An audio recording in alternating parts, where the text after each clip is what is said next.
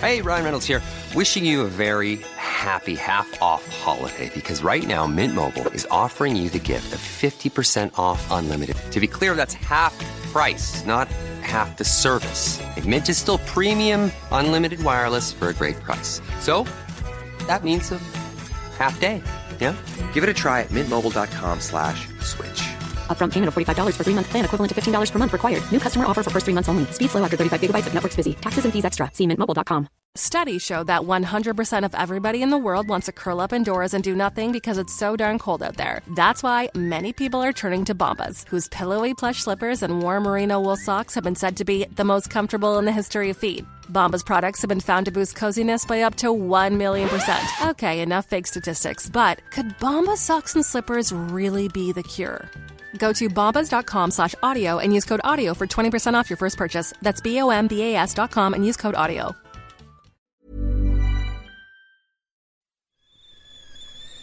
The kettle's boiled, Vic.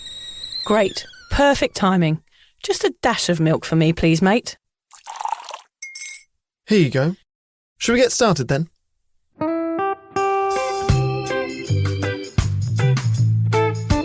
Have you ever woken up on a Sunday morning and said, I'm never drinking again, and then found yourself waving $50 at a barman by happy hour?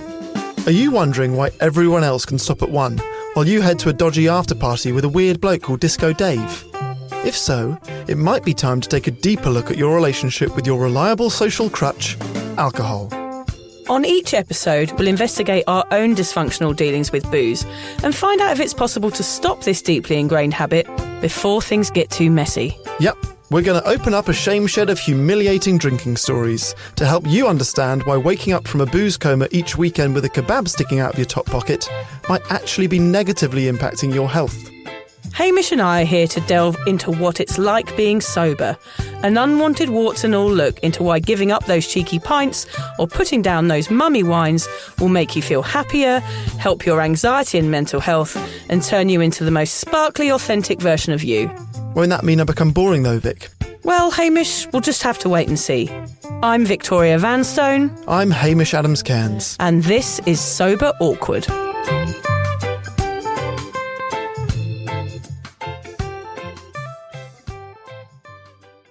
We are so excited that this episode of Sober Awkward is sponsored by Sarah Rusbatch Coaching. Find out more later on in the episode. The cat is out of the bag, Hamish. Alan's identity has been revealed. Yeah, we had our Sober Awkward Christmas party and Alan was there and some people found out. I actually didn't think he would come, I must say, even though he is one of the 3 people that currently work on Sober Awkward. Yeah. I didn't think he'd come, actually. And I thought maybe he would introduce himself as somebody else. Yes. But he didn't. No, I pointed him out to a few people. Like, that's Alan from the podcast. And they were like, I said, don't go and talk to him. Don't go and say hello. He doesn't like anyone knowing who he is. And I found out that loads of people thought it was my husband, John. But it's not. Alan is real. He exists. Well, when he came to say hi to me, I was like, oh my God, we have to find Liz. She'll be so excited. And I'm looking around the party for her. And he's like, oh, let's see. It doesn't matter. If we see her, we see her. And eventually she came past. I was like, Liz, this is Alan. And it didn't register. And I was like, Liz, this is Alan from the podcast. And she was, you are the best bit about the podcast. You're my favourite bit. When you told Hamish to fuck off in the first episode, it was the highlight of the series. She loves him so much. He then his wife came over. Yeah. And I said, oh, this is my wife. She's super fanning Alan. And Yeah. Alan turned to his wife and said, I turned down her advances of sex, but I am happy to have a fan. He is hilarious. We love him so much. Yes, we had our Sober Awkward Christmas party. It was lovely, wasn't it? It was amazing. It was the first time I've ever been to a party where most of us were sober. Yeah, I've never been to a party like that. Yeah. And actually, interestingly, Liz, who still drinks, didn't drink at that party. Like, she didn't feel like she needed to. She wasn't inundated with drinks anyway, but she said even if someone had walked past and said, do you want one? She would have said no. She was it's funny, just isn't feeding it? off people who were sober. Yeah, I did notice that. I didn't say it's an alcohol-free No. party, but I think people just didn't drink there because they knew most people there were sober. So it was lovely. It finished quite early, which we don't mind, us That's what sober we want. people. Yeah. We had some lovely music. We all danced in the garden. I did some good, sort of low-down kicking, some sort of Cotton Eye Joe dancing, which was fun. Yeah, it was great. We had a lovely time, didn't we? I kind of think I still saw an insight into the party, Vic, as well. Yeah. When you came over, I was talking to John, you're like, do we pay him for one more hour? We should do one more hour. Yeah. And I was like, oh, you don't have to. We have to keep the party going. I didn't realise at this point it's like 7:30. So yeah, we probably should actually. Should have keep the musician there for a bit longer. It used to be a gram of Coke though, not like keep the musician. Like, should we get another Grammy? Should we get another Grammy? True. Yeah, those days are over. Yeah, I'm happy to go to bed at 9:30. That was perfect. Sonny slept through the night that night. One of only maybe 5 or 6 times in his life. So you should go to more parties then. Yeah, that's what I'm thinking. Yeah, he party likes baby. a party, yeah. He was so cute. God bless him. But the best thing, of course, about parties where no one drinks is the fact that you don't have a hangover on a Sunday morning. That is the key. So we today are focusing in on those of you, like, Happy New Year. It's New Year's Day. And here we are in the Sober Awkward studio making a episode aimed at you. Those people that have woken up this morning, you've been out last night, maybe getting that gram of Coke, and today you've decided you want to have a New Year's resolution and give up drinking. So we are talking to you, those people lying in bed feeling like shit and putting a podcast on. This is aimed at you. We know what that's like, and we know that you don't want to go out on another session. So today we're going to go over all the tricks and tools that you can put in place to make sure you stick to your New Year's resolution. I'm interested to know what time people are clicking on this episode. Yeah. Are they still drunk and it's 1 a.m. and everyone's gone to bed? They're like, this sounds like I should be listening to it. Or is it 7 a.m. and you're hungover? Or have you not woken up till 4 or 5 p.m. and you're like, I need to listen to this episode and maybe get sober? I'm wondering whether it's more like 4 p.m. On the 4th of January. Yeah.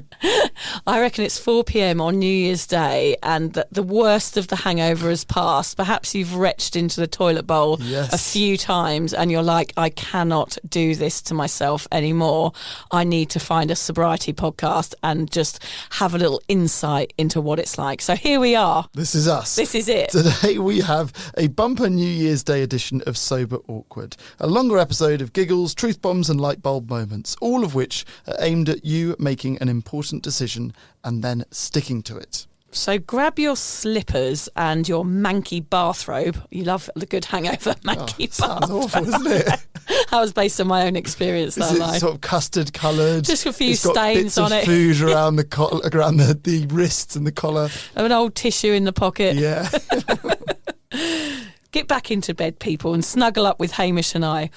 We're going to bring you hot chocolates, leftover Christmas cake, and teach you all about how to keep the promise to never drink again. And if you're already sober, then this episode will be a great reminder of why you should keep going. Yep, it's the Sober Awkward New Year's Day guide to why you need to start now, instead of heading down the Nag's Head for a recovery Bloody Mary.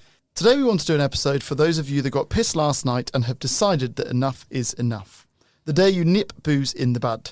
Yes, we're talking to you. The you that is currently lying on a stranger's couch with a can of Lucozade, feeling like shit after necking too many celebratory sambucas and blacking out before Big Ben struck midnight. God, I remember that happening often, Haim. Those bus rides home on New Year's Day and retching on the back seat. Oh, with all the shame. Nasty. Millions of people all over the world are waking up this morning with a stonking headache, a bucket full of sick next to their bed, and maybe a friendly Nordic stranger making them coffee in the kitchen. How do you know my mate Sven? Oh, yeah. I've met him a few times, Hamish. Don't want to know any details. New Year's Eve is the biggest drinking night of the year.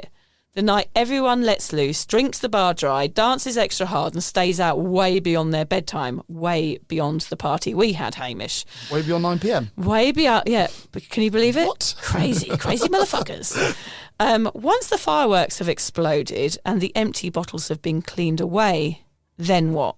How do you go from having a terrible hangover to then making your first steps into sober life? Well, grab a pen and paper because Vic and I are here to help you. Today, you're getting a stumbly walk through to a successful New Year's resolution. We're going to take down the decorations, empty out the ashtrays, and hone in on that exact moment in which you decide to stop this negative cycle. Yep, we're going to tell you all about our worst New Year's Day hangovers, how it feels to consider something else, how to start, how to stick to it, and why this momentous decision will be the best thing you ever do. The 1st of January is the perfect day to get this sober thingy going. So if you've woken up groggy and you're fed up with hangovers, anxiety, making a tit out of yourself, falling over, and simply feel like booze is no longer working for you, then keep listening. I think it's best to start here, Haim, with my hangover on New Year's Day on the millennium year. Oh my God. I wanted to hear this story in actual depth for a long time. This is the birthday of the stump. It is the stump's birthday today. Can I kiss it? No. Can I dress it up? You can dress it up. I don't mind Put that. a little candle on it? Yeah, a little frilly dress. For those of you that don't know, I have 9 fingers. Well, probably 9.5, I'd say. 2/3. 9 3/4. Yeah. Let's go 9 3/4. I basically blew off the top of one of my fingers on the Millennium Night. And I did that because, not on purpose. Interesting, because explain to I was us. drunk. I was feeling a bit heavy. I needed to lose a tiny bit of weight. I basically went out and got hammered. I was in Koh Phangan in Thailand, which is renowned for drinking buckets, which is this Thai whiskey with formaldehyde in it and some horrible kind of energy drink, and it makes you stay up. It's a speedy version of Red Bull, isn't it? It's a speedy version of Red Bull. So you should have passed out hours ago, but you're still awake. So you're in a blackout, but you are revved up. So it's really crazy juice. It's really bad for you. And I'm sure a lot of accidents happen in Thailand because of this one drink. I stepped on broken glass. Both full moon parties that I went to hospital. Both full moon parties that I went did to. you? There's a lot of hospital admissions on those days. I think New Year's Day there's probably a lot more people in hospital with injuries, alcohol-related injuries. Lots of people in hospital waiting rooms with headphones on listening to this podcast right now. Yeah, we feel you. We've done it. So, yeah, and I was down the beach. I'd drunk too much. And then I remember somebody handing me a warm bottle of red wine. And red wine wasn't something you could find in Thailand in the Millennium Year on a beach. And it was like a hot bottle of red wine. And I remember thinking, oh, yes, I've scored. And I drank the whole thing at about 3 o'clock in the morning. After buckets. After buckets. Okay. I remember rolling around in the sand and being like a kind of chicken schnitzel covered in sand and just feeling a bit wobbly and rough. And then I went into a bit of a blackout, and I remember walking down a path, holding a firework that I've got out of my pocket and turning the wheel on a little lighter. And the next thing I knew, there was a little explosion, or a big explosion, and I looked down and one of my fingers was missing. Were you alone at this stage? No, I was with some really good mates of mine, some guys that I'd met who were lovely, luckily. And they were sort of ahead of me, and I remember kind of like sobering up suddenly and just going, guys, I think I've blown my finger off. And then passing out and going, I'll never play the piano again. Still trying to make a joke about it. Yeah. And I had to go to hospital, and I had to sew it back on, and I had to fly to Australia, and I had broken fingers and skin grafts and all this other stuff. Yeah, it was quite full on. I mean, it was lucky that that's all that happened, because I could have blown my face up. Like, it was just my finger, luckily. And yeah, it was all this whole process, and I had to, fly to Australia and miss out on my travels around Asia, and I had to phone my parents and say that their daughter had blown off a finger. So did you buy the firework before the night out? Was the firework always planned, or did someone give it to you? I can't remember. Okay. Yeah. Whoa. I can't remember why I had a firework in my hand. I'm not someone who messes around with fireworks. Like, I'd always hoped take heed, that you'd children. Seen the finger disappear up into the sky like on the end of a rocket. Yeah. Okay, no. So it was just a bit of it was just a bloody bomb. mess. Yeah, it was just a little bomb thing. It looked like a tiny, like, mini bomb with a sort of candle. It was a round thing. It was called a dragon egg, I found out afterwards. Yeah.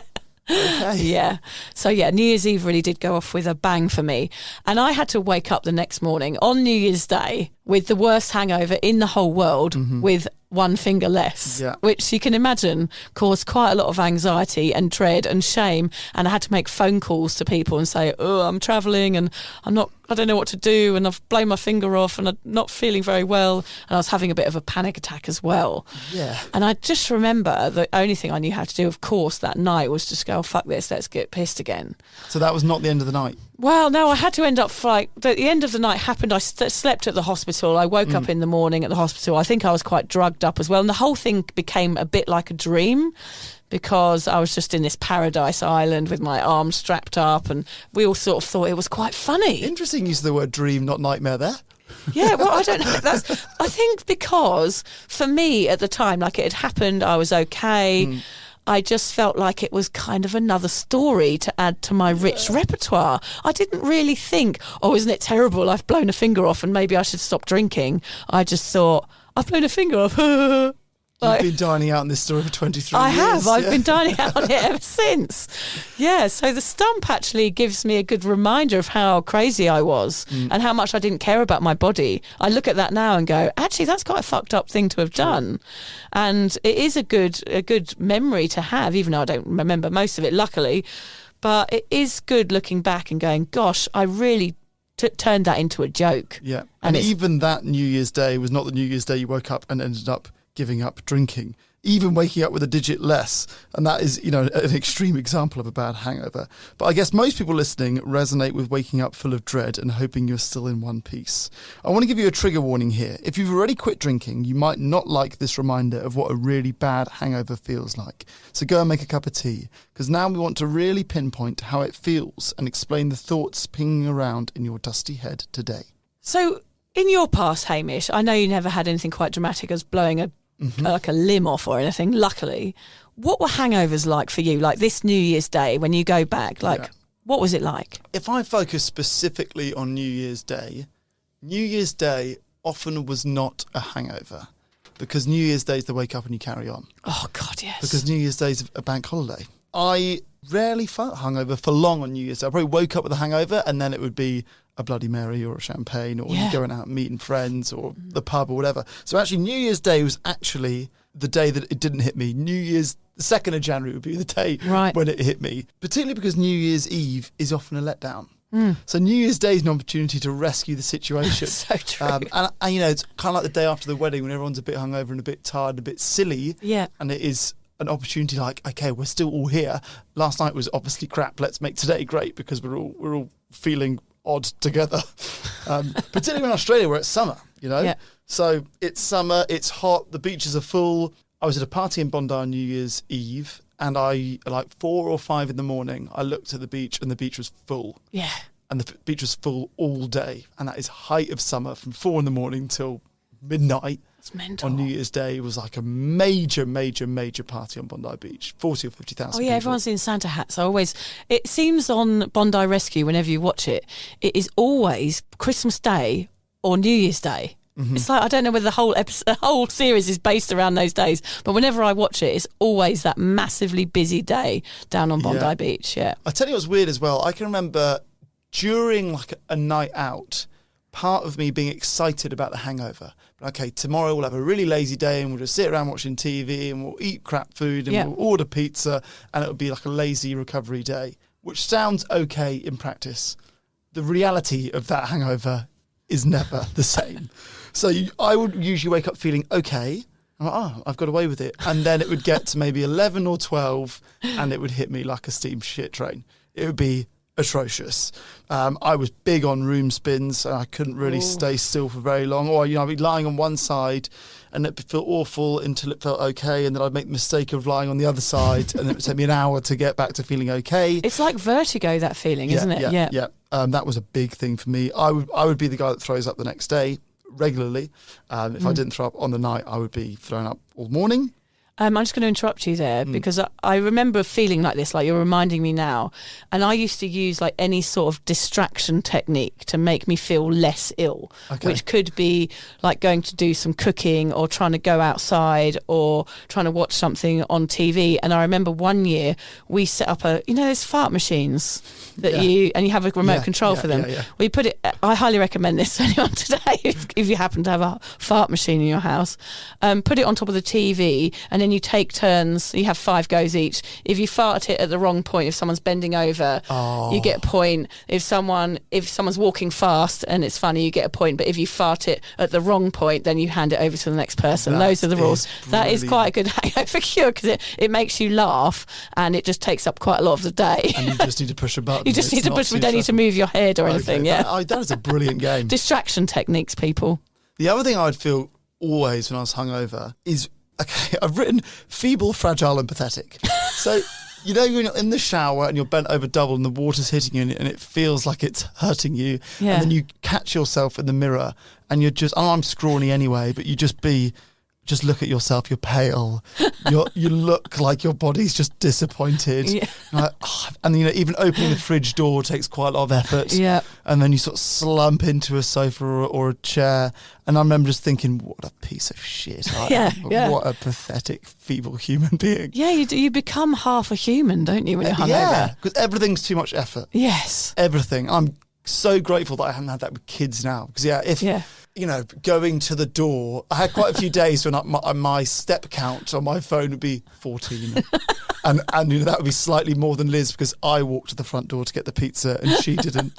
And, those days, you're like, my pizza's at the door, and even getting from the sofa to the door is so much effort. I can't be asked for that. Like that with children would be unbearable. It would be. You just couldn't do it. No, you couldn't do it. It'd be the worst. You couldn't do it. It'd be awful. I mean, you're just giving me horrible flashbacks right now. That's why we had to do a trigger warning on this episode because that feeling. But that feeling of not being able to move because you feel so ill and you know that it's self-inflicted. You do feel woeful, don't you? And forlorn because you know that this is your fault and you know that you had a good time up to a point, but you know also that it wasn't worth the pain that you're in, this world of trauma that you create afterwards. Oh, my hangovers are literally the reason I had to stop drinking, Hamish, because throughout my life, I mean, as a teenager, they were funny and giggly, as we said, like I had a few of those. I was going to say, I think we remember those more clearly and blank out the feeling crap on a sofa ones, which for me are probably the majority of them. Yeah. But for sure, early on, you have a few days when it's really funny. Yeah. Like all of my mates are hungover and we just were really giggly and silly together. And you go out to the pub or something. And we used to do funny things when we were hungover because everyone was in that sort of silly mood. But then, of course, if you're in that silly mood, you start to feel better. And then we just used to go on all-dayers and start drinking again when I lived down in Brighton. So there was never really any moment of feeling the hangover because if it was that bad, it was just like, we have to get over this in some way. And the only way we know how to end the pain is to get out there and start drinking again. Which then, of course, then you have that 3-day hangover and it lasts weeks and the anxiety never ends. Mine worse, I was sick, always sick because I used to smoke cigarettes. I actually think that's why I was so often sick. And I used to be sick the next day because I used to get to that point where I wanted a cigarette but wouldn't have one, but then I'd have one and then I'd be sick. So it's like this horrible kind of lead up to the first cigarette. We should have some research on that. I'm sure if you smoke and drink, the hangovers are worse. Absolutely. Sure. I totally agree. I think they must be. It's like a mixture of like toxins in your body just wriggling around in there waiting to come out. Yuck. I used to get cold sweats. I used to tremble. I never felt like I could swallow because I felt like it was the anxiety kicking in, but I felt like my Adam's apple was like swollen or something. Oh, God. Yeah, no, I was mental, Hamish. Like, it was really strange. I had palpitations, so I'd be up at 2:00 drinking pints of water, feeling like shit, and I'd have morbid thoughts. So I would never be able to go back to sleep. And actually the nights after the hangover, so I'd be hungover all day, and then the night of the hangover, say, for example, tonight, for those of you that are going to bed ready to go to work the next day on the 2nd, those are the nights that I couldn't sleep. Oh, interesting. Yeah. So my heart, really tired. I was really tired. My heart would be beating so fast, and I'd gone into an absolute state of paranoia about my behaviour. Because usually I'd done something a bit embarrassing. I'm not talking about awful embarrassing, but in my own head, I knew I'd behaved in a way that was probably a bit out there compared to most people. But of course, I didn't know that until like now. I actually think also either you relive the silly things that you said and did, and you feel bad about that. For me, it was more reliving the drinks. Right. So I'd be hungover and be like, oh God, then I had that shot. Yeah. Oh no, and then I had that hot glass of red wine. And, then I had those, and like reliving each and every one. And that really hammering home the hangover for me. Yeah, so you know why you feel like that. It's like the mixing. Oh, why did I mix the drinks? Mixing the grape and the grain. Yeah. Big error. But I never learnt. That's the thing we're talking about today. We never learnt.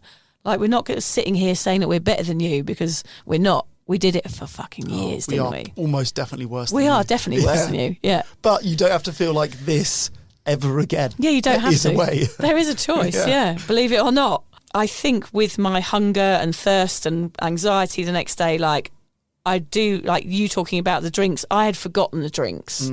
So I think my binge drinking perhaps was a bit worse than yours, Hamish, because I actually couldn't remember what I'd consumed. And as you say, I was in bed eating pizza, watching bad TV. I didn't want the curtains open. Do you remember that feeling of wanting everything dark? I don't even want to know that it's daytime outside. That plays into the I'm a piece of shit, doesn't it? Yes, and also you'd hear the birds in Brighton. It'd be the bloody seagulls at like 6:00 in the morning, and you just knew that everyone else was getting up and feeling normal, and just you couldn't. And I just wanted to go out and punch the birds. Children playing and laughing, and you just want to go out there. Just go away. Yeah. So I just had to stay at home in the dark, pure recovery time, and they were the longest days of my life. It was like torture. Hangovers were torture. It was so not worth it. It was like 3 days of torture for 5 minutes of euphoria. But I realise now in my sobriety, Hamish, what a hangover really actually is. It was a sign that alcohol was doing me damage and it was hurting my body and that I needed to stop it. But of course I didn't listen. It took me 25 years to work that out. That's the only good thing to ever come out of a hangover for you, I suppose, is it was during a hangover that you eventually said, right, enough is enough. It is the hangovers that cause people to not drink. I think if people drank and never got hungover, I don't know whether you'd consider stopping. It's those moments when you're hungover and feel awful the next day where you go, actually, what is this all about? Why am I doing this? Like, I don't want to feel like this. This is not who I am. Even after the new year in 2000, though, Vic, you didn't take heed. You didn't quit then, but one morning many years later, you did. You had the thought and you acted on it. So my question to you is why then? Why that specific hangover? At what point did those thoughts change from feeling really unwell to feeling like something needs to change? Okay, so this is where we're honing in on you at home today, because these are the thoughts that are probably flinging around in your brain. But there were loads of thoughts. It wasn't just one. It was kind of a mixture, an amalgamation of all these things that were going wrong. I knew one day, after experiencing such huge anxiety for years, that something had to change. I couldn't just change what drink I was drinking, or stick to beer, or stick to wine, or not do shots, or have water between pints. None of that was working. I had been trying that for years. I was trying to be a good drinker, trying to succeed, trying to not have a hangover. It was all consuming, all of those thoughts all the time. Shall I go out? How much shall I drink? When will I stop? I made promises I couldn't keep every time I went out the front door, even after having children, I must admit. And basically, Hamish, it had been going on for so long. I'd drunk all the drinks. I was done, like your mate said. I had completed drinking. So all of these things led up to one point. My body was shouting at me for help. It was the anxiety, was my body just complaining, saying, come on, help me out here, you're destroying me. And I could feel that happening on a week-to-week basis, because I'd be good mummy in the week and I'd be the perfect person, and then I'd go out and binge, and then I'd feel like shit for 3 days and not be able to function as a normal human being. So I had to find out what that was, and I had to seek answers to my questions. And that took some time, and that took really 4 years from the point where I started questioning my alcohol intake to the point that I actually stopped. And that's where I call it that Pinot Gris purgatory, where I fell through the cracks, didn't reach out for help because I didn't know my questions were important. And they were, I realise now. Actually, somebody I spoke to at your party the other day said that that's quite normal. You know, going from I need to stop drinking to actually stopping drinking, the average amount of time is years. Which makes sense, doesn't it? We all wake up with a hangover and go, this has to stop, and don't actually act on it, or don't, act on it and maintain it for a long time. So it's a culmination of those thoughts over time. There's only so long you can hate doing something, but keep doing it, I think. Yeah.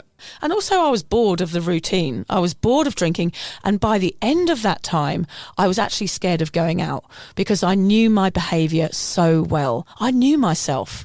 I didn't trust myself, because I knew if I went into a New Year's Eve party and I'd promised to have one glass of champagne, after that one glass, somebody would hand me another and I'd whack it down my neck, because I'd be in that fuck it mode already just from that one drink. So in the end, I started to not go out because I was so scared of getting over drunk and then having to deal with the hangover, like people are today as well. So it was full of guilt, shame and fear, because every time I went out, I failed. I failed myself and I failed my family. And also I drank much faster than most people, Hamish. It wasn't like I'll be sat at a bar sipping on one drink all night. I grew up in a family that it taught me how to drink, which was to get it down your neck as fast as you can until you fall over. Yeah. And that was always my plan. And that's what I translated that as fun in my head. That's how we drink. That's how we have fun. So it was hard to see out of it. But on those hangovers, I realised I used to go see people like running down the seafront the next day with their ponytail bobbing behind them and be thinking like, how the fuck are they doing that? Yeah. But the fact was they'd been out with me, but they hadn't consumed the same amount of alcohol as me. I had been necking it and they hadn't. And I realised, of course, I was missing out on family time, and that wasn't funny anymore. And it made me question, who am I? Am I an alcoholic? And I found myself Googling that most Sundays. I was failing at moderation and wondering if I had a problem. And in the end, Hamish, I'd run out of options. I didn't know what to do anymore. Like, everything I did was failing. I wasn't learning to be a normal drinker no matter what I did. So those questions were where it started. It's interesting that when you mentioned family, because I think for a lot of our drinking years growing up, you can let yourself down by being too drunk. And actually letting yourself down, for most of us, isn't quite enough to give up drinking.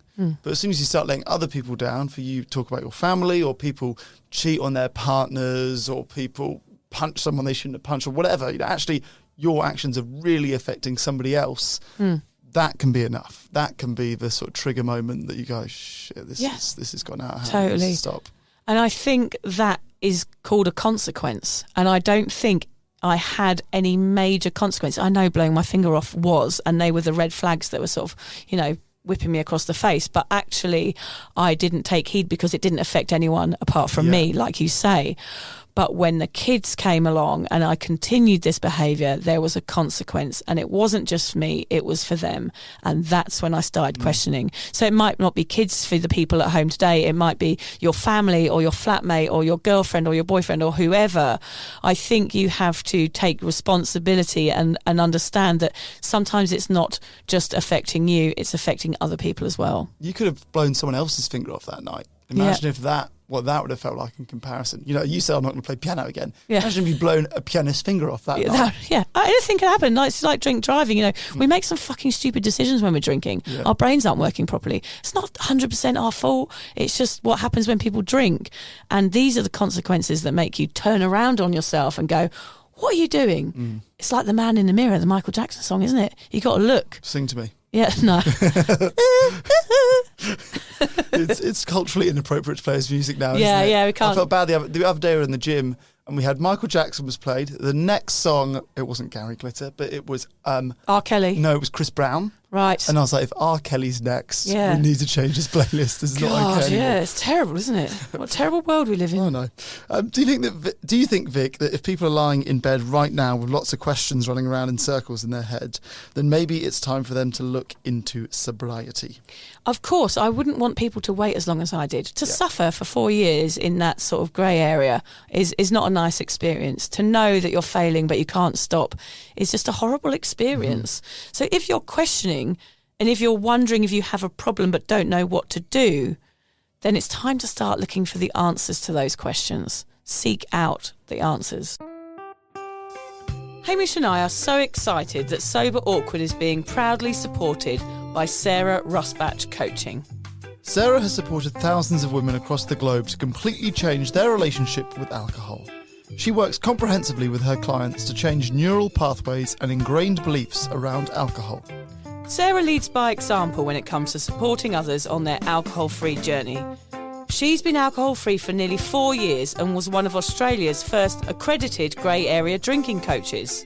We've heard so many testimonials from Sarah's clients in America, Australia and the UK saying working with Sarah was the missing piece when it came to finally changing habits and mindset around booze. Her upcoming January alcohol-free challenge kicks off on the 8th of Jan, and it has all the tools and resources you will need to completely change your drinking habits for good. It's perfect for anyone trying sobriety for the very first time or in the early days of treading the zigzaggy path. If you need support, connection, resources, guidance and inspiration, then this is perfect for you. And the good news is, Hamish, for all of those sober awkward people, it is currently half price. You even get an extra special Sober Awkward discount. Just add the promo AWKWARD. If you want freedom from alcohol and a more fulfilling, confident life, then this is how you get it. Head to sarahrussbatch.com or click the link in the show notes to grab your spot on this amazing sobriety course. Yep, get on there. Make 2023 the year you give up booze. We promise it will be the best thing you ever do. Hamish, have you ever promised to quit drinking when hungover, and then, as we say in the intro, found yourself waving a tenner at the barman by happy hour? Thousands of times. Easily done that thousands of times. I have said it and successfully managed to be sober at points in my life. Right. But never kept it up. I think everyone has probably said that to themselves. Mind you, it's interesting you talking about your hangovers in comparison to mine. Your brain was whirring with all of these questions. Yep. Mine was like pizza, Coca-Cola. Yeah. I shouldn't drink again. Yeah. That was Three and things. mainly two things. The other, I shouldn't drink again was like a whisper. Yeah. Pizza and Coca-Cola was like a scream. Yeah. So no, I wasn't quite as active in my brain during my hangovers as you were. If I got drunk on a Friday or Saturday, I'd maintain sobriety until maybe Thursday or Friday. By the time the weekend came and the next party was on the way, there was no way I was not drinking. Because for what reason? Yeah. There has to be a reason. If you're 20 and you had a bad hangover and you get to a party a week after and you go, I'm not going to drink today because I had a bad hangover 6 days ago. Oh, yeah. The amount of shit you're going to get. Yeah, it's there's crazy, no way. isn't it? I wasn't thick enough skinned to live up to that amount of stick, But also people don't witness your hangovers. Yeah. So like some people who are saying that, they might not really get hangovers. They might not have drunk anywhere near as much as I did. So they don't understand the impact that the hangovers were having on my life. They just thought I was a party girl. Oh, look, she's a laugh. She goes to bed the next day and everything's fine and we'll see her out next weekend. But that wasn't the case because nobody can see you in that situation when you're in bed with anxiety and feeling like shit and scared of your own behaviour. So they're just like, oh yeah, come out again. You're fine. Everything's fine. So people do have a go at you because they don't realise that actually alcohol's been mentally affecting your health. Yeah. The one thing I would do is that I would justify my drinking by cutting out spirits or shots rather than giving up entirely. But actually, they weren't the problem. The problem was just getting drunk, Yeah. or whatever you're drinking. But yeah, I guess that would at least take away that I'm not mixing my drinks, but you could still mix drinks with wine and beer or beer and champagne. Yeah. But yeah, I would always be like, it's cool because I'm not drinking spirits anymore. So I could tell myself that story and tell myself that was a step in the right direction and try and justify it that way. What about you? Well, I always crumbled very easily with a hangover. If someone passed me a beer, on after having a Sunday roast, I would grab it and down it because I felt like such shit that the only thing I wanted to do was get rid of the hangover. And but that behaviour is rewarded, right? If I'd handed you a beer on a Sunday and I know you were hungover and you downed it and we were sitting around a table, everyone would have cheered. Yeah, come on, Vic, go on, good hair on of the you, dog, well go done, on. yeah. You'll feel fine in a minute, you'll be Yeah. all right. And then I just had to continue drinking.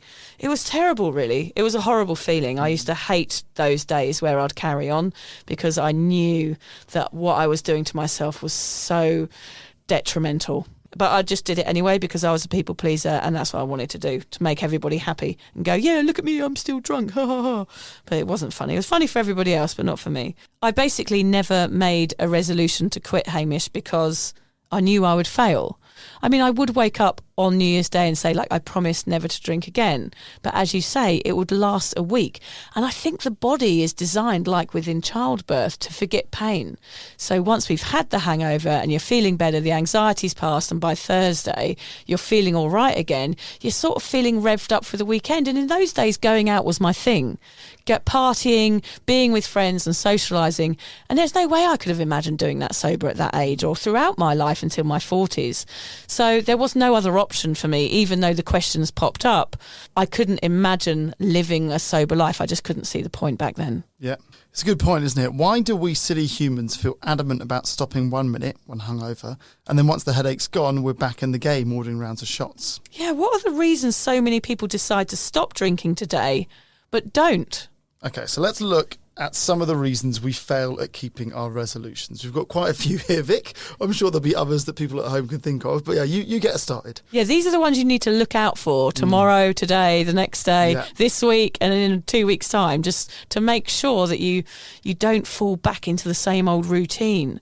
The first one, Hamish, is peer pressure. I think that's the biggie right there. That is the big one. I was surprised by how little I got peer pressured into drinking once I had given up drinking. I think in a way it's easier to say I have given up drinking than I'm going to take a bit of a period off drinking. Yeah. A bit of a period off drinking leaves the door slightly open and your mates run into that door. Yes. Whereas you're like, I'm not doing it and it's not a conversation we're going to have. You might be surprised by your friends supporting you. Totally. I can't guarantee it. I don't know your friends.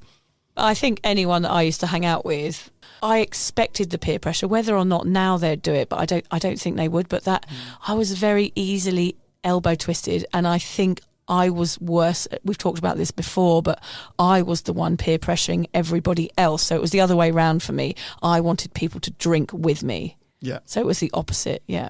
Another reason that people do not keep to this New Year's resolution of going sober is that it's simply too hard. Now, I would actually challenge this and say that is the reason it's so rewarding.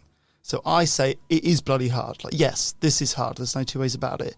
But because it's hard and you're doing it and most people can't do it, you feel self-congratulatory. Like, That you feel is like so you've achieved true. something.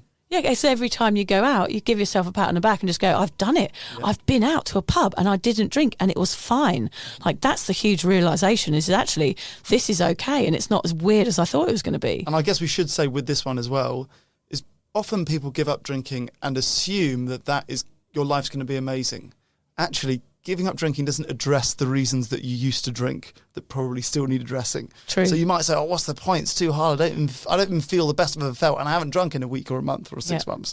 So, yeah, you've got to kind of address the reasons that maybe you were drinking to excess before as well as going sober. And it's normally in that situation, it's going to be social anxiety. Yeah. So the more you go out and the more you experience social events without alcohol, you normalise that rather than normalising the drink. Yeah. And that is fucking satisfying, I can tell you. It really is, though, isn't it? Yeah. Of course, it's easier to fit in. So you'd continue drinking just because you don't want to be the odd one out. Yeah. Or you might be telling yourself that your problem is not bad enough. Yeah. No, I was an alcoholic, so why should I give up drinking? It's a story that we all tell ourselves. Even alcoholics probably tell themselves because they go, well, I know someone who's worse off than me. So, yeah, don't compare yourself to other bad drinkers in this situation. Yeah, don't point the finger. If you are feeling like you're having anxiety and alcohol is having negative impact on your body, on your mind and on your life, then therefore it is a problem. And that was something I learned in therapy, was that no matter how big or small it was a problem. Yeah. Yeah. So that's always something really interesting to learn about yourself, which leads to you trusting yourself because you decide to make a choice. And that's what changed for me. I could be around alcohol and know that I didn't have to do it. And therefore I gained a trust in myself, which was wonderful. Another one is, everybody gets bad hangovers. They heal. I'll be fine, which of course everybody does. But do you want to be hungover? That's the question. And is there another possibility? Yeah. Do you want to give up a day or two of your week for the rest of your life? Yeah. To feel like shit? That's why my book's called 1,000 Wasted Sundays, Hamish, because it literally was 1,000 Sundays that I stayed in bed. Did you do the maths? I did the maths. Yeah, and then I didn't add the 2-for-1 Tuesdays or the midweek ones. The midweek or the ones. Holidays, so 8 days in a row. So have I not told you this before? No. So I worked out, Hamish, that it's about 8,000 days or something like that. I can't remember exactly what it was, but it was something like 3 years in total that I've spent in bed with a hangover. 3 years. 3 years of my life. Days, yeah. Isn't that mental? That's wild. I know. I think it was 3,000. I think it's more like 8 years. It was something ridiculous. I'll check those numbers, but it was something completely crazy that I have laid in bed on my own, feeling like I'm dying, just because I wanted people to like me. Really, at the end of the day, dear, oh dear, it's embarrassing, that's not isn't including it? just all the normal hours you spent in bed. You've probably spent it. Yeah, it's like probably half my life. Easily half your life. Yeah. Which is actually always a good reason to invest in a good pillow. Yeah, that's true. Hypoallergenic. What's the word? We are sponsored by pillows from now on. Sober people are boring. We have been fighting that one for a while. We're going to be fighting that one forever. If you are new to your sobriety, people will tell you that you're boring or that sober people are boring, or someone who said to me, I know a sober man, he's fucking weird. Okay, I am now one of those. I actually posted a video of you, Hamish, on my Instagram page about you doing dancing, and somebody wrote underneath, you two really make sobriety look not boring. Oh, really? That was the comment. I was like, thank you. That's what we're trying to do. Holding the mantle high, say, look at us. We wear bright clothes. I've got pink glasses on, Hamish. I'm not boring. They didn't know it was 7:25. Yeah, it looked like 11 p.m, but yeah, we were just off to bed. The other thing is, which is a funny one, is that you can't be asked, basically, to try something new. It's that seems too hard. Yeah. Like, why would I bother? Drinking just seems easier. And of course it does seem easier because it just means you fit into everything. You don't have to make any big choices. Everything stays the same. But do you want it to stay the same? That is the question. That would play into my hungover, can't be asked to do anything. Actually, I would probably say I'm not sure if I've ever written a list of New Year's resolutions on New Year's Day. I would have written it on the 2nd or the 3rd of January because New Year's Day is such a write-off. Yeah. There's no way I'm going to get a pen and a paper and sit down and plan my year. You know? But that's funny because you would be hungover perhaps on New Year's Day. So one of them would be, I'm going to give up drinking. So perhaps you waited until the hangover had passed a little bit so that you knew you wouldn't have to write that one down. Yeah. Well, I've brought my diary with me, which we'll get to later. Okay. And in it, I wrote my New Year's resolutions for this year, and giving up drinking wasn't one of them. Okay, so of course. Interesting, but even if you don't write it today, you could still end the year sober. Or you meet someone like me who forces you into sobriety. Or get you into this podcast, and that's the way you'll give up. Yep. Another reason that people may set this as a resolution but then not stick to it is that you don't know where to start. And later on the podcast, we're going to give you some tips exactly where to start because it can feel a bit daunting. I guess it can feel daunting, but it's also very simple. You just don't drink the drink that you used to drink. Yeah, sounds simple. Yeah. It can be easier said than done. I have a birthday coming up. I have a wedding coming up. I have the dog's birthday coming up.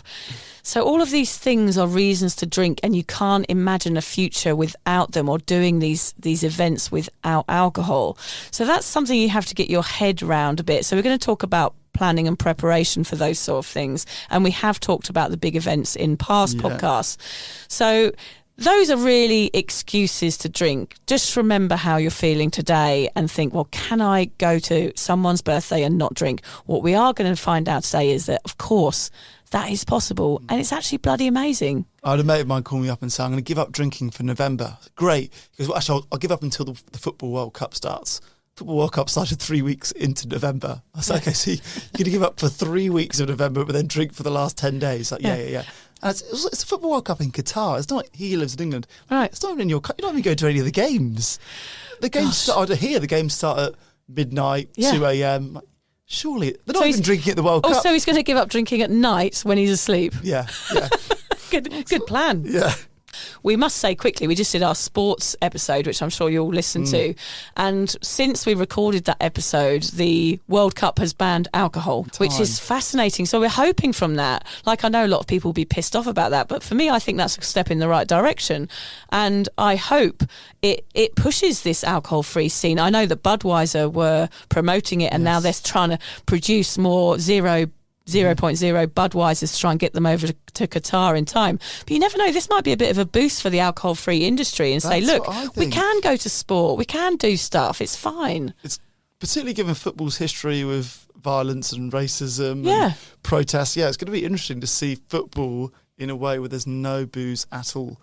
Another reason people fail this resolution is because they say they want to try moderation first.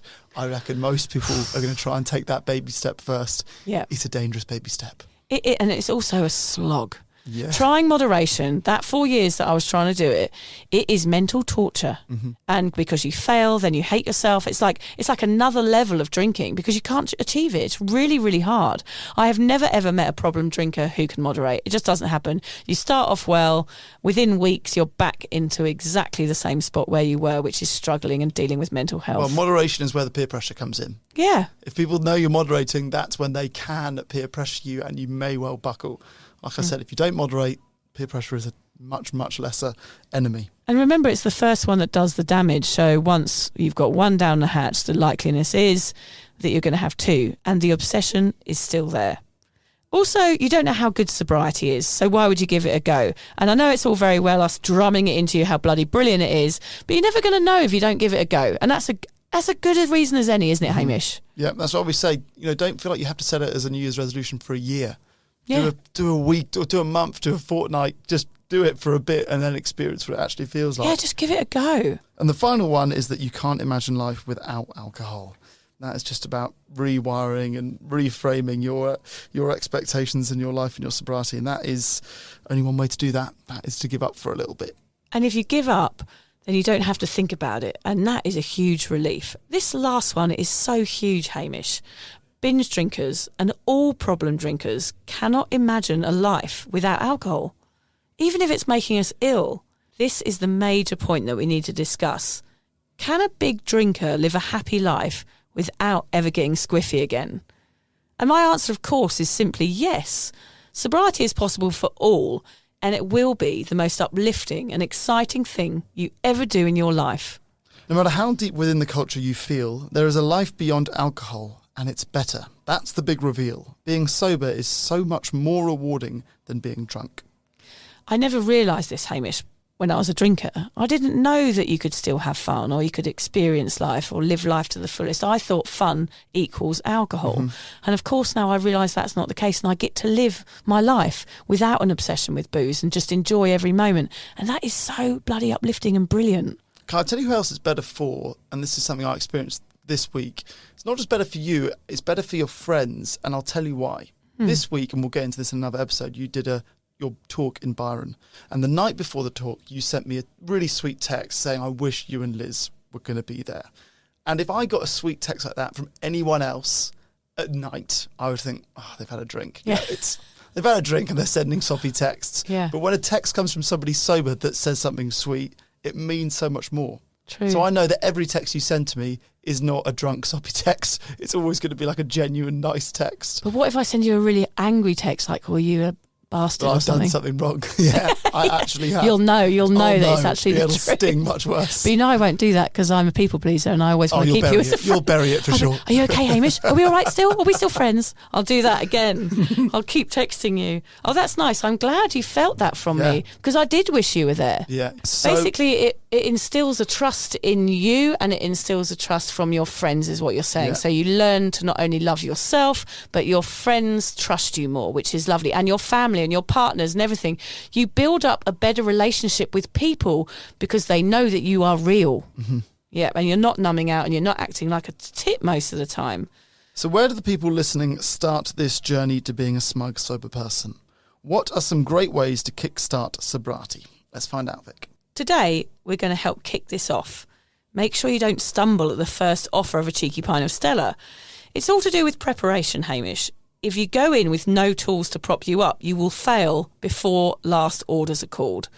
There are things you need to put in place when you make serious New Year's resolutions like ditching booze. Plans need to be made. Okay, so let's get planning. These are all the things the listeners can do today to ensure this works. Yes, we're talking to you. Today, this is what you can do. Okay, let's go. She's aggressive, isn't she? No, I'm really serious about this. I feel like because- one of your children. But you know what? My sister always says to me, Louise, whenever she listens to our podcast, she's 22 years sober, she gets tearful because she said she never had this support when she was getting sober. She went to AA, which worked for her, but she never had this level of support. So that's why I feel really passionate about this episode, because I want people that are waking up this morning on New Year's Day to have this support and have these tools and listen to this and go, right, this is what I can do to get sober, and these people are going to help me. So I imagine Louise when we're talking about this today, and giving her back then the tools that she needed. Oh, so cool that this episode could help someone actually get sober. Yeah. This is how you're going to do it. These are the tools. We're here to support you. This is the episode. Yeah, and don't live in that no man's land of going back and forth, drinking, not drinking. If you don't feel like drinking, don't. And this is how we're going to help you. And you can do it. Much lesser people than you have given up drinking. True. So let's begin by talking about achievable goal setting. It's important here to be clear early on about what you want to achieve and set a reasonable or attainable goal. So set yourself a challenge. Like I said earlier, it could be a week, it could be a day, it could be a year or forever. Whatever seems possible, and how badly do you really want this is the question you need to be asking yourself. If forever seems too hard, just say 2 years. This way you get to experience the full benefits and decide if it's for you. Put a date in your diary, if you've bought a diary yet, you have to be quite organised, and download the Done Drinking app to start logging your journey from now. The other good thing to do is make sure you're accountable. Make others aware of what you're doing. Text a mate, tell them you're going sober for a year or however long it is.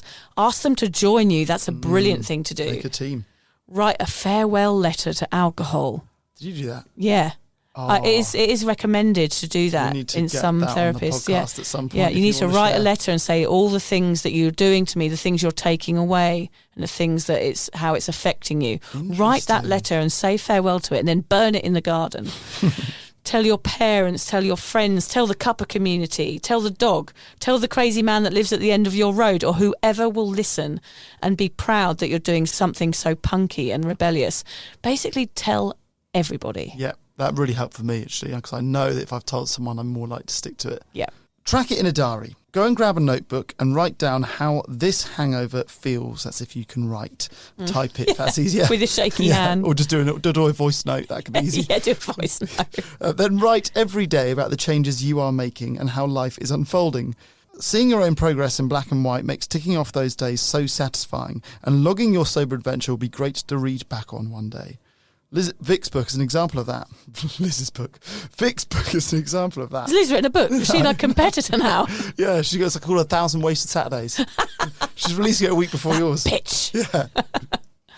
If you are not a writer, draw a picture of your life now and your life in a year and stick it on the fridge. I'm not joking, Hamish, that sounds silly, but that was the first thing I did on my first day of therapy, was I drew a picture of how I feel now and a picture of how I want to be. So the first one was like loads of mess everywhere and rubbish and like all this stuff going around in my head. And the one I wanted to be was just a picture of a stick man in a hammock. And it was all chill and it was the sun shining and everything much more calm.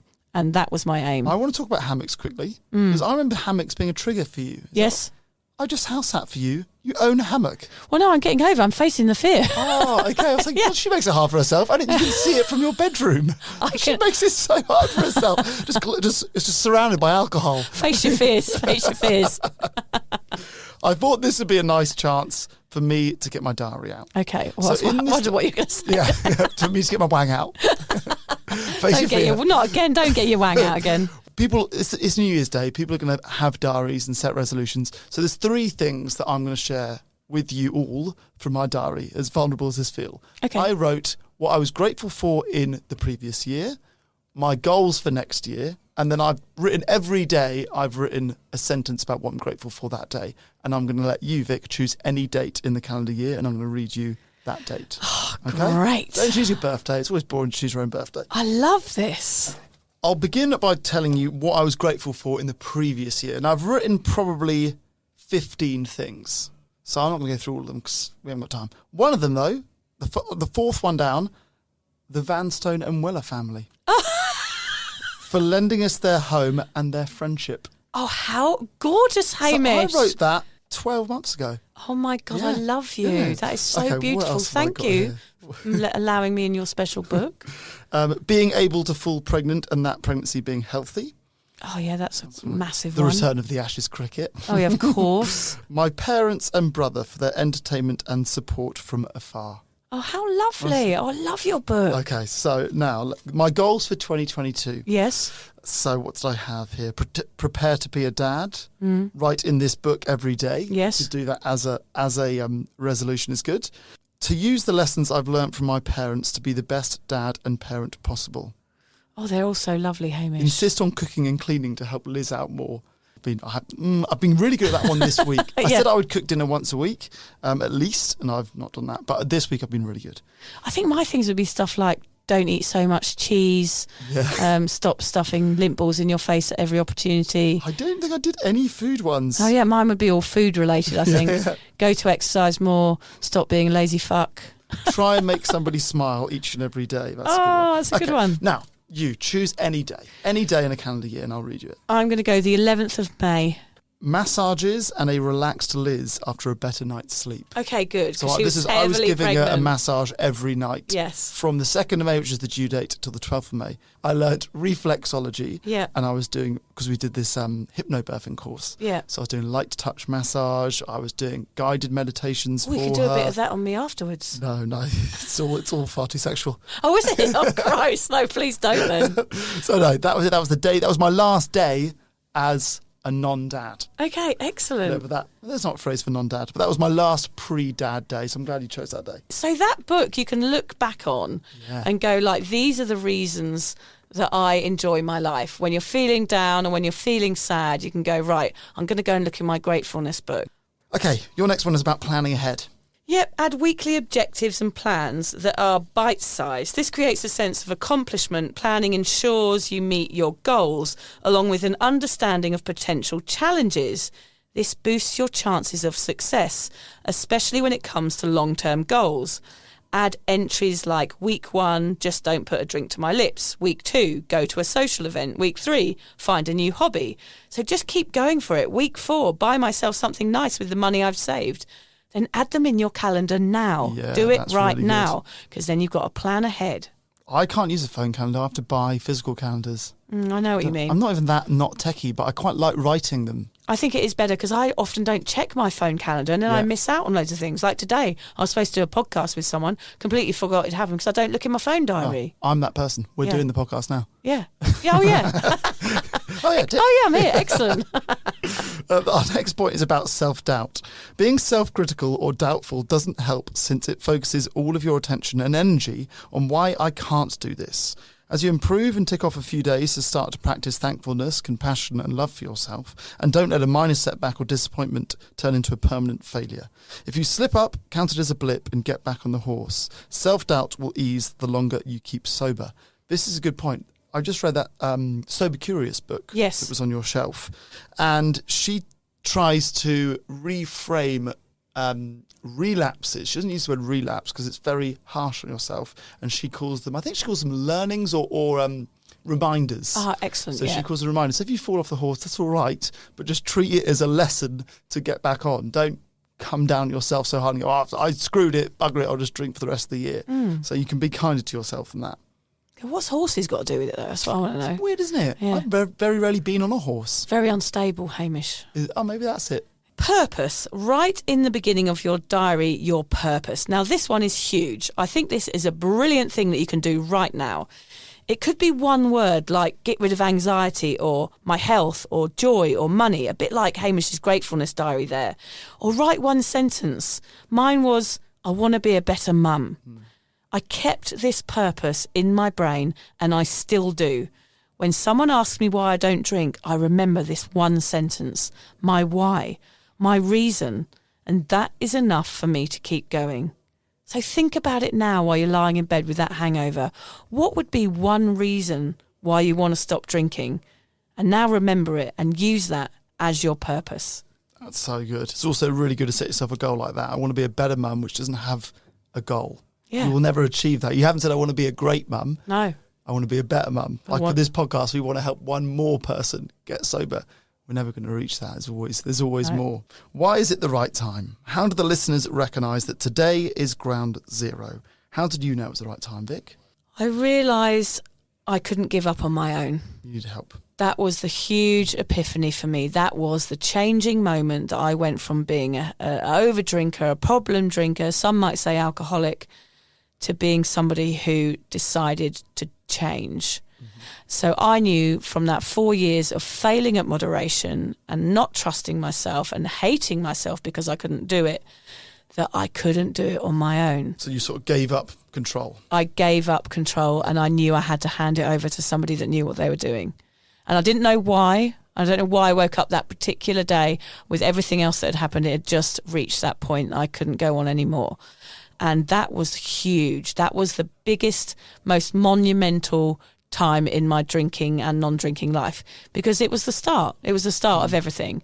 And I phoned up that day with the hangover, phoned up a local addiction therapist and started my appointments with her the next Monday. And I went in there thinking, God, I'm going to go in there and be a better drinker. And I came out and I never drank again. Yeah. And so that's a point where you have to say, like, why am I failing at this? You're failing at it is because you need help to stop and you need help to understand what's going on. And there's nothing to be ashamed about with asking for help. It is the best thing you will ever do for yourself. So I highly recommend if you're lying in bed today with that terrible hangover and you're failing at moderation and you can't stop drinking even though you want to, get some help, like get some support from someone. They know what they're doing.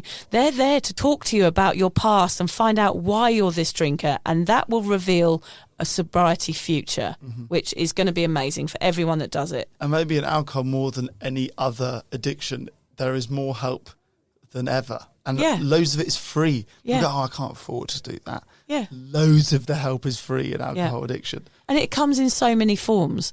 It might be you talking to a mate. It might be you talking to your parents. It could be a therapist. It could be our community that we have. It could be anything. All you've got to do is start talking about it and ask those questions rather than thinking them in your head. The way you will know it's the right time is because you are seeking answers. This means you are sober curious, and that is the beginning of your sober adventure. I do get so excited for people starting this journey. I really do. I can't help it. I get a little shiver in my knees, if that's a thing. I get wobbly because I just get so excited because people don't know what's happening. Yeah. And it's really actually exciting. And I know it feels like a nerve-wracking thing to decide to do, but I just get so excited for people because the changes are huge. Particularly that first month. I reckon in the first month you probably have some of your hardest days and some of your most rewarding days. Because you realise you can not drink. Yeah, and you're ticking off all the things for the first time. Yeah, and you're living your life. You know, they have no idea what they're stepping into. They think it's going to be something being taken away from their lives, but all sobriety does is give. You see people thrive and learn and grow, and you see how their brain starts working, how creative and happy people come. You know, alcohol is a blocker. It stagnates you and it makes you stop doing all the things that you could do. It's an utter pleasure to witness people change, Hamish. How have you found it, Hamish? So I'm coming at this from a slightly different angle, which is that I think a lot of people think they need to reach ground zero to act upon it. So they go, I'm bad today, but I've had worse hangovers, so I don't need to. And I gave up before I reached that, which you can do. You don't have to be a problem drinker to give up. You can just give up. You can still get all the benefits, even if you're not a problem drinker. And the thing that I've heard the most people say to me in their sobriety, and this is the worst kept secret in the world, is that it feels like a superpower. So does. And it doesn't matter if you're a recovering alcoholic who then goes sober or you're just average Joe and you give up. It does feel like a superpower because you're building this immense confidence. You are going to parties sober. You are dancing sober. You are trying your experiences sober. Everything that you thought you needed a drink to do beforehand, you don't. And that is really empowering. I feel particularly good about it. Somebody asked me the other day, what's the best thing about being sober?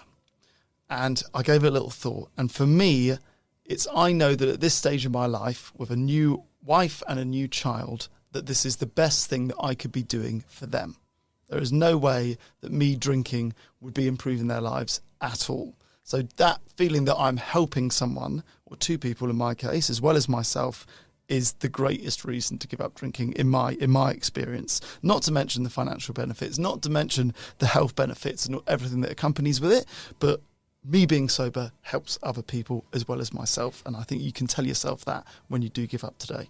I think that's a really good idea. It's like the purpose again. It's like to pinpoint what benefits you are going to get and really focus on that. Like the one thing, if you was to say to me, Hamish, like, what is the one thing? Like there's millions of things that I could tell you, but what is the one thing? And for me, it's just that not feeling like I hate myself anymore. I don't dislike myself. That was a huge thing that I hid under alcohol for many, many years. And that's what sobriety can give.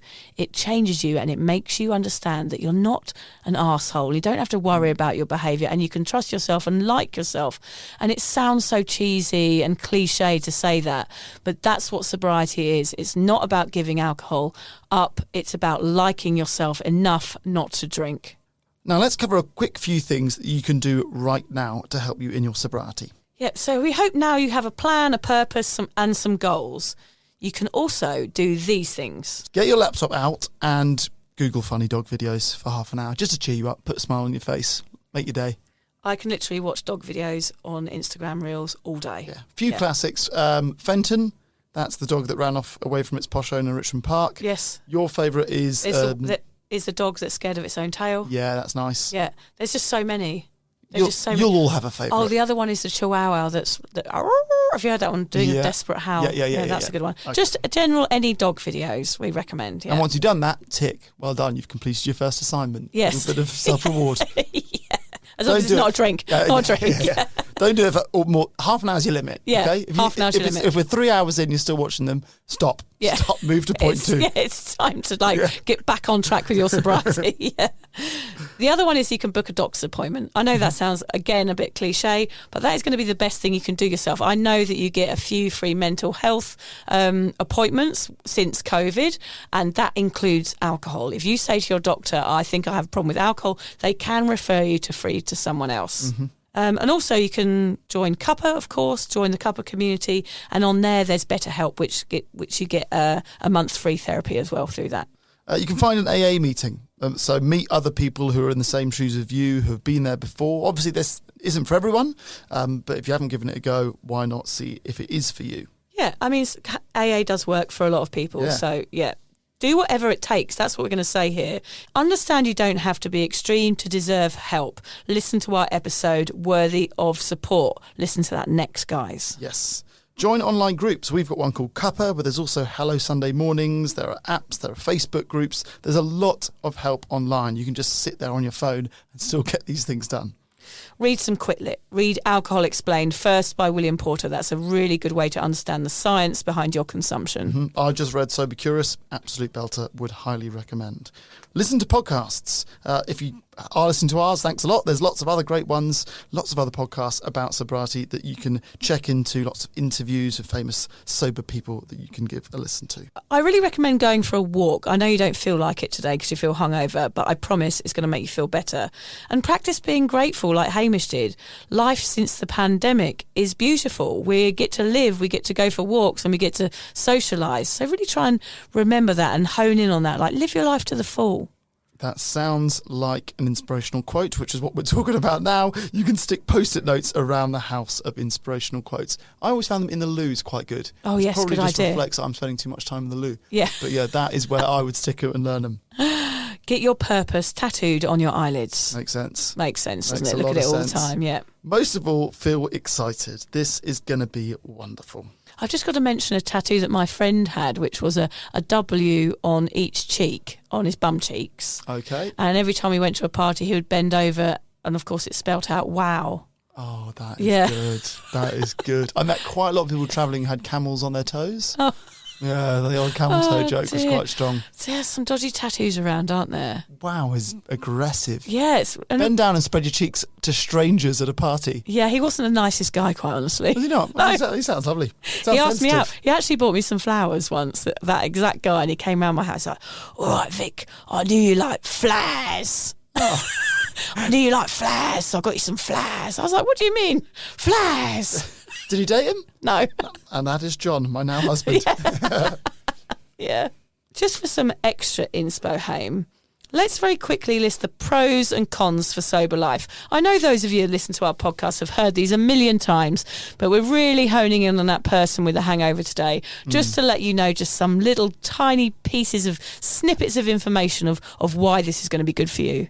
First of all, you wake up in your own bed, Hamish. Sometimes. Well, most of the time for me now. Rather than waking up in the bucket of a digger on a building site, which has actually happened. In a bucket. Yeah, no, the bucket of a digger, not an actual bucket. No, a bucket of a digger, like the actual, the claw bit. Okay, yeah, my mate woke up in a bucket of a digger one morning. That is Yeah, good going. yeah. You enjoy Sundays rather than crying on the toilet or retching into a bucket. Another bucket. Are they all going to be bucket related? All bucket related, these, yeah. You know what you've said the night before, rather than receiving texts from friends asking you why you called them all twats and tried to punch a bouncer and tripped over a bucket. Sure. You'll no longer have to think about buckets or alcohol. Rather than planning every single sip, no more preoccupation that you had to drink to be fun. You free yourself from anxiety and give your body a chance to heal, rather than wondering if you might die at any moment and may need to be sectioned with the help of armed police. Wow. That has been an option for me at times, yeah. You get to trust yourself again and lead by example, rather than friends and family giving me sly looks when I crack the third bottle of red wine and phone a dealer. Yeah, yeah, so true. In front of friends and in front of family. Yeah, Come on. dear, oh dear. You will be a better parent rather than one that's missing out on precious time. That's a guarantee. You get to live life to the full without numbing out emotions, and you make memories that you actually remember. That's a good one. So true. I mean, the list goes on, Hamish. Your skin looks better, your health is better, your depression can possibly go. Lucy is an example of that. She stopped taking her antidepressants after being sober for a year. Amazing. She didn't know that it was the booze that was actually causing the depression. Because it's a depressant. Because it's a people. depressant. It is a Yes. depressant. You're happier. Your brain starts working. You feel more. You love more. You understand more. You feel part of something. You experience personal growth, your hair is thicker, your eyes are brighter, no more shame, guilt or embarrassment. You feel a sense of achievement that builds a confidence. You become who you were before alcohol. And we promise you that authentic, genuine little soul is the best version of you. And they're just aching to burst out from under the ethanol and to live life on your terms. Don't follow the crowd or head down the pub. You've done drinking. It's time to try something else. Yes, like Latin dancing with a handsome hunk called Julio, ferret racing in Bognor Regis, or learning the ukulele and collect belly button fluff. Yeah, those are things you could try, Hamish, but I was thinking more kind of stuff on the sober path, like collecting belly button fluff could get awkward, especially if you're doing that in a social situation. Sorry. That's what I was doing at your party. Oh, yeah, I wondered what you're up to. Although I am up for a bit of Julio action. Have you got his number? No, block me. Oh, he blocked you. Another one. Yeah. Another one that's blocked your friendship. Dear, oh dear. We hope that today's episode has given you some food for thought and helped heal your hangover just a little bit. We don't want to shock you with all the scary stats today or tell you how 1/3 of cancers are caused by alcohol or how it's a Class A carcinogen. Or we're not even going to give you our own miserable sob stories and shame tales. We won't do that. No, we won't do that. We just want to let you know it's okay to question. I questioned too, and it was the beginning of something magical. Now, off you go. You've got jobs to do. Get your toolkit in place, listen to Sober Awkward from the first episode, go dig up the answers, start being nice to yourself for once, and before you go to sleep tonight, write down your purpose. That is what will spur you on and guarantee that for once you fulfil a New Year's resolution and begin a sober life. Just a note to say directly to those of you with a hangover today. We know how it feels. We've been there. We know the anxiety. We know the feeling of shame. And we know you can't imagine a life without booze. But it's just that booze-worshipping culture trying to get you to buy another round. Don't listen. It's all a load of old twaddle. Be kind to yourself now and give it a go. We've done it and you can too. You got this. Yeah, you got this, guys. Haven't you got a button that does this? Yeah, you got this. You got this, yeah. It's my worstest one. So I'm going to end with I think we've got a couple of quotes actually today, Hamish, yeah. Every year you make a resolution to change yourself. This year, make a resolution to be yourself. Oh, I like it. That is good. And my one is a David Bowie quote. I don't know where I'm going from here, but I promise it won't be boring. Yeah, we promise it won't be boring too, don't we, Hamish? Us too, and David. And David. We'll support you. I can't believe David Bowie died. Yeah, he did I know that was a while ago. Actually, that was New Year's Day, I think, wasn't it? Was it? Yeah, they announced it, I think, New Year's Day. Yeah, about 3 or 4 years ago, wasn't it? David. Miss him. We do miss David. Yeah. Good luck, guys. Yeah, good luck. And yeah, go and have a pint of water, go back to bed and wake up tomorrow with a New Year's resolution that you're actually going to keep, people. You got this. You got this. You got it, guys. You got it, sport.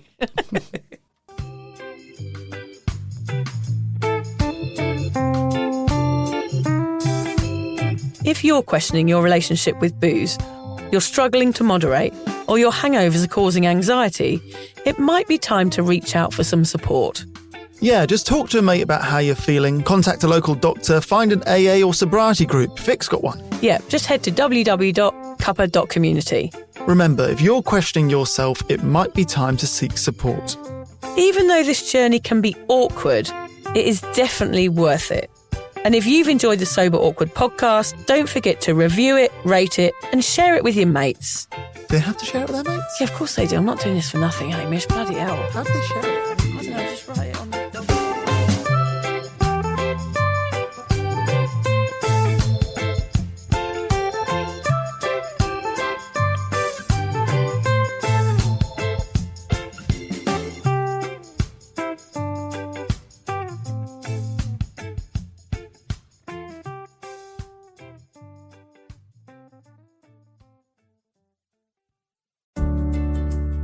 Hi there. I wanted to tell you about a podcast that I think every single one of you will benefit from. It's called Therapy Works, and it's hosted by me, Julia Samuel. I'm a best-selling author and psychotherapist. I invite you into my therapy room where I speak to either a known or unknown guest. Topics range from the difficulties of divorce, a life-changing illness, to the struggles of motherhood. Search Therapy Works now wherever you get your podcasts and subscribe to make sure you never miss an episode.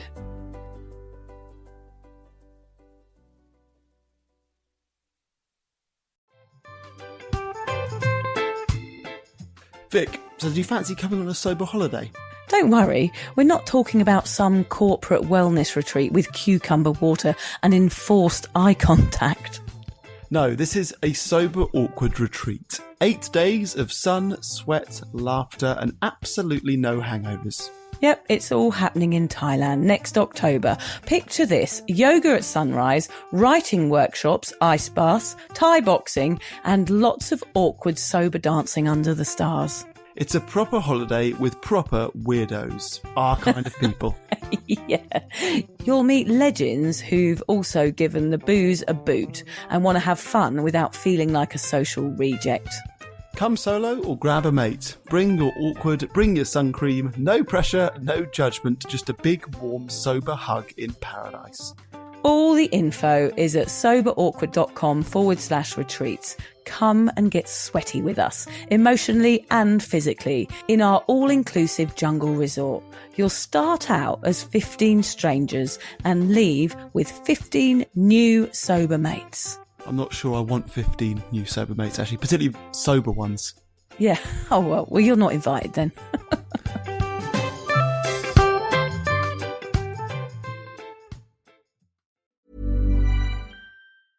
Take control of the numbers and supercharge your small business with Xero. That's Xero.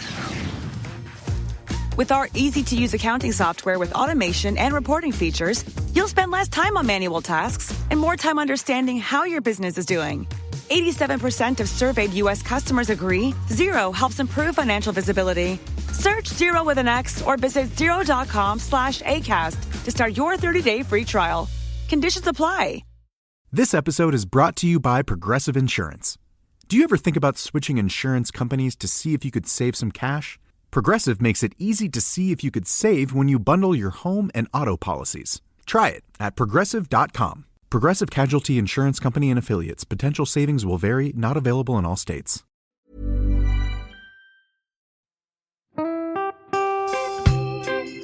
So, as you probably know, my comedy memoir, 1,000 Wasted Sundays, is officially out. All my magnificent fuck-uppery in one awkward hit.